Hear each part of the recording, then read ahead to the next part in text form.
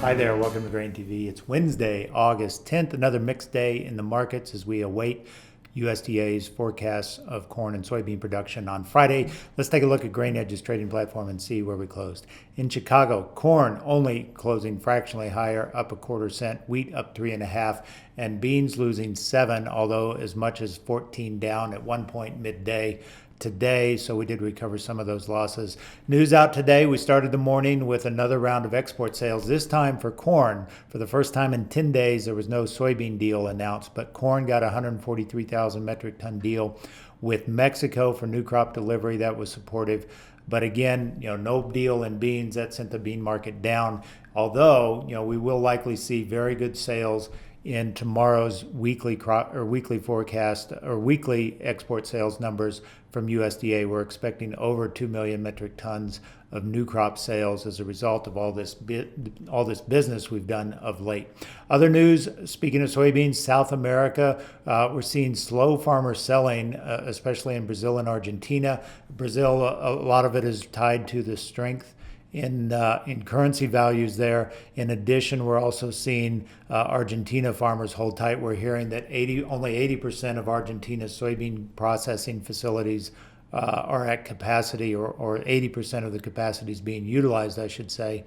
And so there's likely less volume getting through those crushing facilities, which could be beneficial for U.S. soybean crushers if they can meet some of that export demand.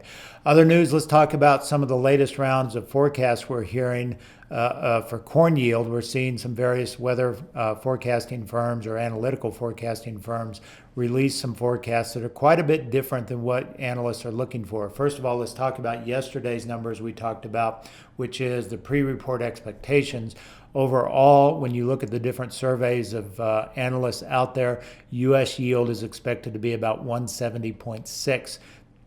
That is up from USDA's July forecast of 168. So 170.6 is sort of the mark that people are imprinting right now as we lead up to this report. But companies like Landworth, who is a division of Thomson Reuters, and they use satellite imagery data and weather data to try and forecast yield. They came out today in their own webinar to clients saying that they were expecting a 166 bushel yield, well below the 170.6 mark, and even below July's forecast by USDA. And they attribute it to a lot of the things we've been talking about here in the last few days on Grain TV. The hot weather in July that has likely stifled some of the ear fill and kernel growth stage as we enter into the fill stage. So they are saying that they're looking for only a 166 bushel yield. Another forecasting firm, newcomer to the group, a firm called Descartes out of Los Alamos, who is basically from the Los Alamos National Laboratory, a startup company there who's been doing forecasting here for a few years. They suggest that their models say we're going to see a corn yield of 169. So two major firms coming out here with yields that are quite shy of where the analysts are at 170.6. Let's take a look at some of the ending stocks projections. We talked about yield and production forecasts yesterday, so go back to that previous day's video from Tuesday if you want to see those. But today we're going to talk about expectations for U.S. carryout, and this is for new crop. And what you can see, obviously based on a 170 bushel yield and strong acres, we're expecting carryout to increase to 2.2 billion bushels. That's up from just over 2 billion bushels that was in USDA's July forecast. But you can see quite a range here from 1.9 to 2.6. Obviously reflecting the wide dispersion in yield and production potential.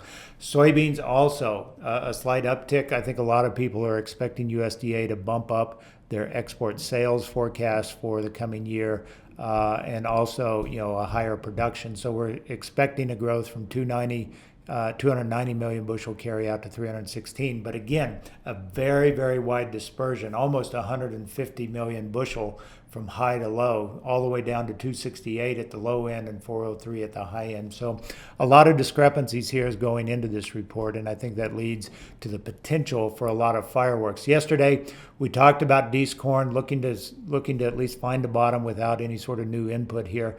And we talked about this RSI that's diverging from the price activity. And we can see back in the highs at the 447 mark, we had this bearish divergence signal where the prices were making new highs. The RSI, which is a momentum indicator, was making new lows, and so that was a divergence that suggested prices might sell off.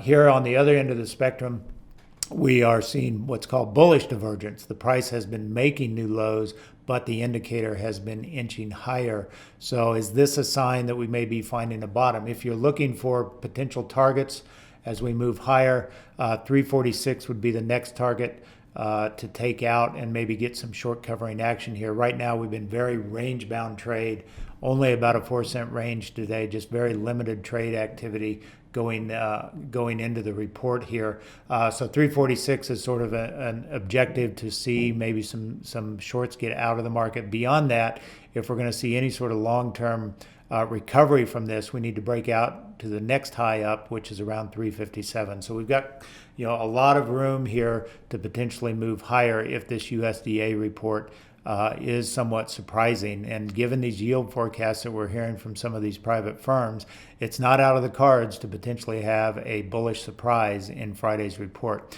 That's all we've got today on Grain TV. As always, visit us online at grainhedge.com to take a free demo of our trading platform and learn more about our grain marketing services. As a Grain Edge trading client, you'll get our technical alerts email first thing every trading day. Technical Alerts is a powerful system that generates quality trading opportunities. Each trading opportunity shows a chart and analysis providing clear price targets and risk potential. Technical Alerts look at historical chart formations and compare the current environment to the past to form concrete trading recommendations. The commodities covered by Technical Alerts includes grains, livestock, crude oil, currencies, bonds, and metals. Start your trading day with the most powerful insight into market direction and improve your trading today. Sign up at grainhedge.com to become a client.